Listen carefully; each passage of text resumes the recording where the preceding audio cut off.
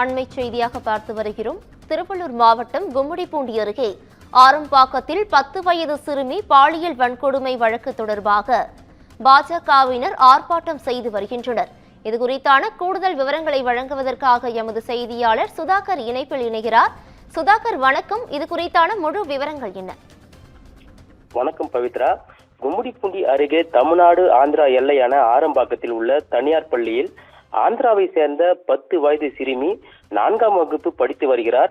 இவர் ஆரம்பாக்கத்தில் உள்ள தனது பாட்டி வீட்டில் தங்கி படித்து வரும் நிலையில் கடந்த 12ஆம் தேதி சனிக்கிழமை அன்று வழக்கம்போல் பள்ளிக்கு சென்று விட்டு மாலை 4 மணி அளவில் ஆரம்பாக்கம் ரயில் நிலையம் வழியாக சிறுமி தனது பாட்டி வீட்டிற்கு நடந்து சென்று கொண்டிருந்தார். சிறுமி தனியாக நடந்து செல்வதை பார்த்த இளைஞர் ஒருவர் பின்தொடர்ந்து வந்து சிறுமி நடந்து சென்ற பகுதியானது இரு பக்கமும் முட்புதர்கள் சூழ்ந்து ஆள் நடமாட்டம் இல்லாமல் இருந்ததால் இந்த சூழ்நிலையை தனக்கு சாதகமாக்கி கொண்ட அந்த இளைஞர் சிறுமியின் வாயை அடைத்து மாந்தோப்பிற்கு தூக்கி சென்று பாலியல் வன்கொடுமை செய்ததாக தெரிகிறது. இதனை அடுத்து சிறுமியின் அலறல் சத்தத்தை தொடர்ந்து அந்த மர்ம நபர் அங்கிருந்து தப்பி சென்றிருக்கிறான்.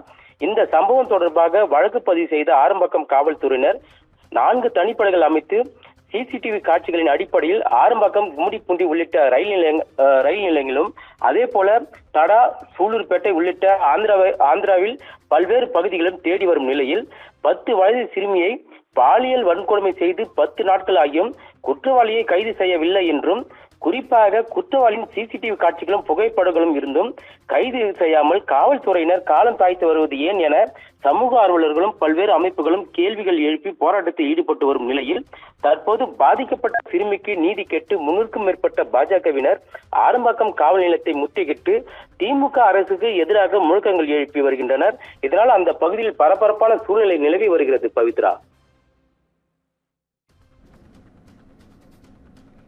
கூடுதல் விவரங்களுக்கு நன்றி சுதாகர்.